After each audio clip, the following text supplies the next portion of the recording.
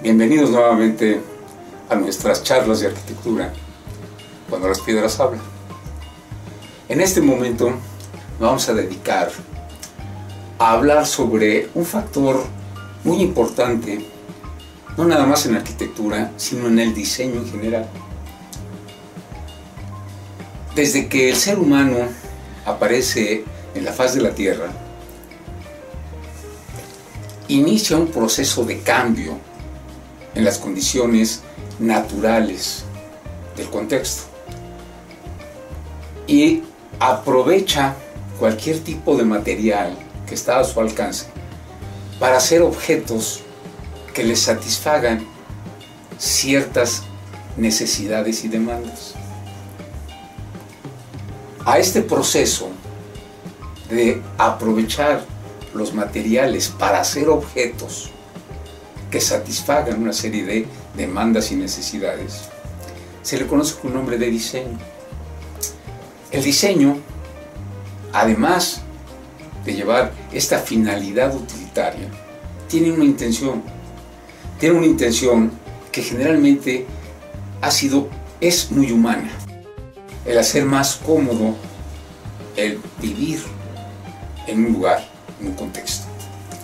Este desarrollo de cualquier tipo de objeto inicia con un fin utilitario. El ser humano busca que cada objeto le sea útil, ¿sí? Y esa utilidad va a ser la base a través de la cual él genere los objetos. Pero transcurriendo el tiempo y en función del desarrollo tanto social, intelectual, como económico y político, esos objetos ya pierden su valor funcional y se vuelven simbólicos. Cualquier objeto que produce el ser humano parte de una finalidad utilitaria y se transforma en un objeto simbólico, en un objeto que significa al individuo en su posición real en una sociedad. Por ejemplo, pensemos qué significaba para un guerrero el protegerse la cabeza. Pues significaba que no se la fueran a partir. El guerrero inicialmente se protege la cabeza con un casco, con un elemento que le permita, ¿sí?, que no lo vayan a lastimar. Pero ese casco va a empezar a evolucionar y ya no nada más es un protector de la cabeza, sino que lo empiezan a adornar y a darle una función jerárquica, ¿sí? Los dirigentes de aquellos ejércitos no usaban el casco de todos los guerreros, sino usaban un casco adornado, ¿sí? Y ese casco a la postre va a evolucionar en una corona. La corona ha perdido completamente su función de protector, pero ha adquirido el significado de poder. Lo mismo pasó con las espadas, con los garrotes para defenderse, con las lanzas. Todos esos objetos utilitarios pasan posteriormente a ser una significación de un poder real. El cetro del rey estaba significando toda aquella evolución de las armas. Y el cetro del rey no le va a servir para defenderse, sino sencillamente para demostrar su poder y su jerarquía. La casa habitación no puede ser excepcional en esta función utilitario simbólica. La casa habitación nace con la demanda del ser humano de satisfacer sus necesidades básicas. Nace como un cobijo, como una protección, como un lugar donde poder descansar, donde poder estar en sociedad,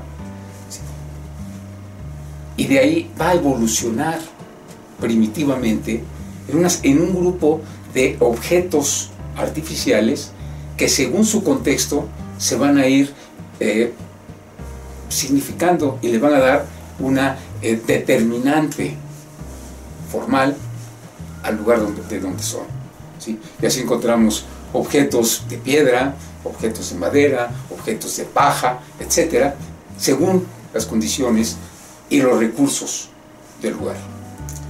La casa habitación inicialmente pues es igual para todos, un lugar donde se reúnen, donde alrededor del fuego hacen sus alimentos, se cobijan, etcétera, y descansan, ¿sí? Ese es el lugar de descanso para recuperar fuerzas y salir a la cacería.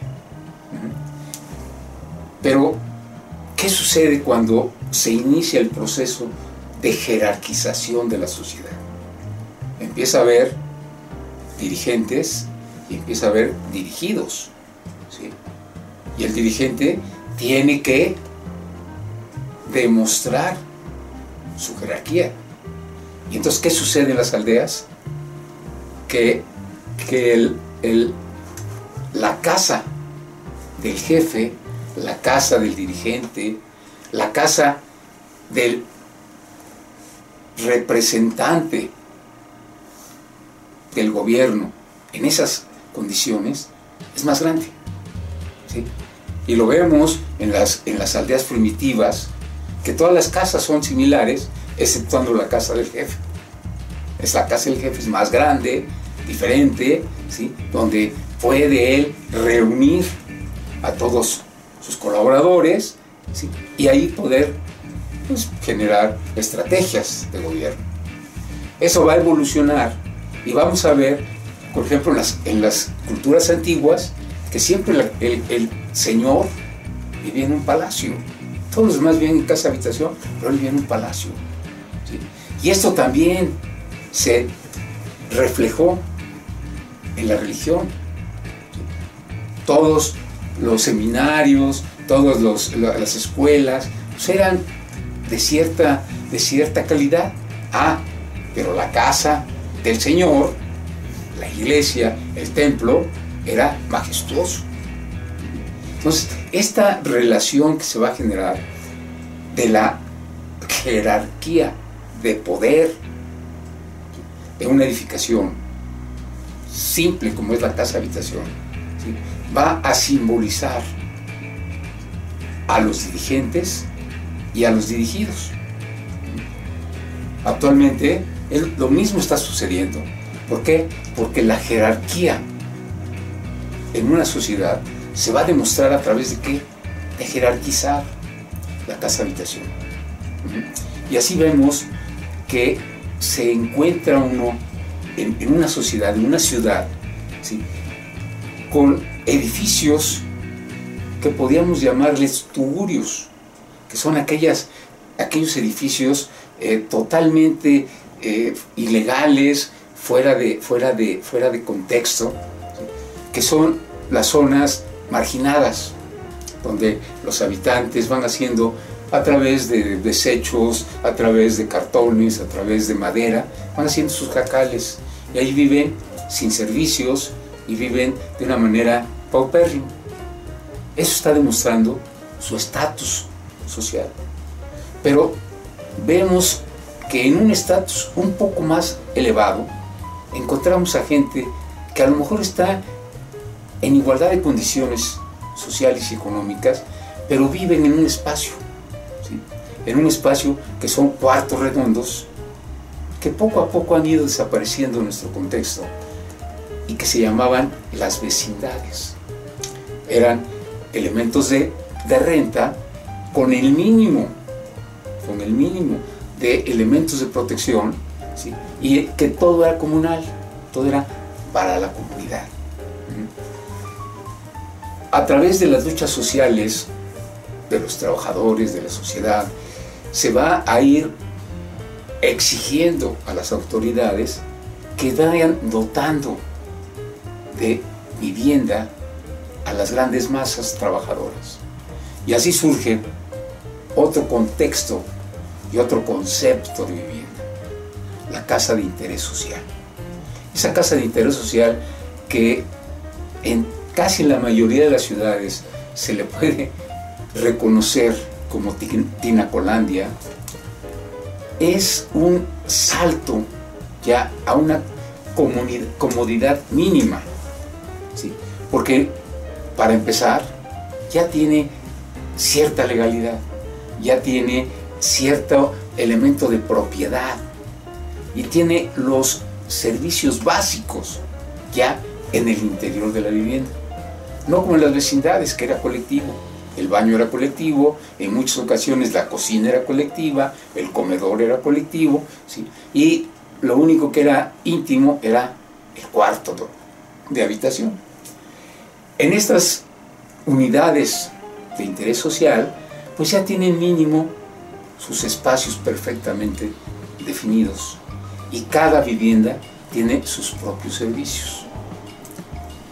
Dentro de este proceso evolutivo, pues nos vamos a encontrar con vivienda que le llamamos de interés medio, donde ya personajes clase medieros, clases medias bajas y clases medias medias, pues ya tienen recursos suficientes como para vivir en condiciones mucho más cómodas, ¿sí? Con una mejor dotación de servicios, con una mejor dotación de espacios, ¿sí? Ya no carecen de aquellos elementos de confort y servicio que tienen las vecindades, los tugurios y las viviendas de interés social. Ya son viviendas que ya tienen un sentido, ya tienen un significado, ¿sí? Y que lógicamente están demostrando otro estatus en la jerarquía social.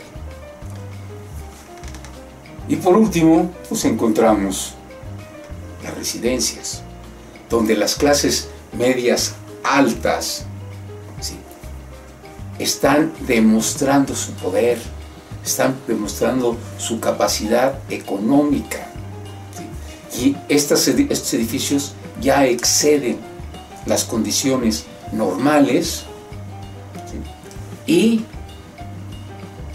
están demostrando un simbolismo y una significación diferente.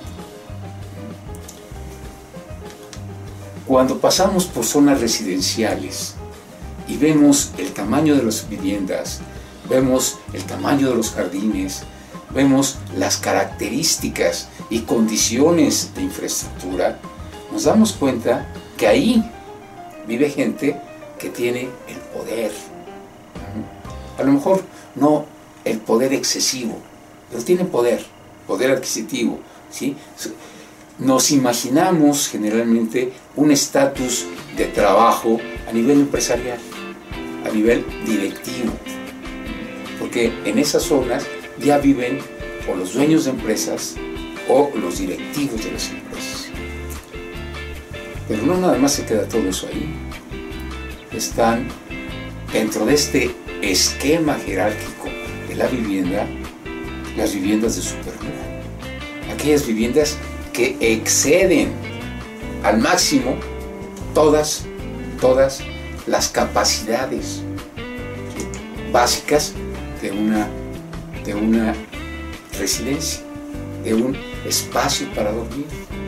Tienen exceso de áreas residuales que no sirven para nada, ¿sí?, únicamente para demostrar poder.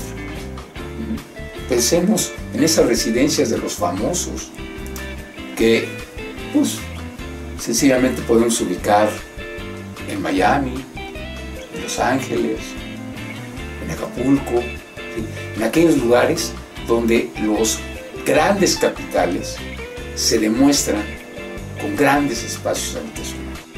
Lógicamente, la casa habitación pierde su utilidad básica y se vuelve una utilidad simbólica, una significación del poder.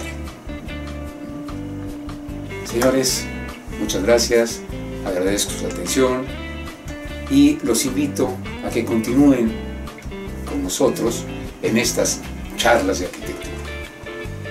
Nos vemos la próxima. Gracias.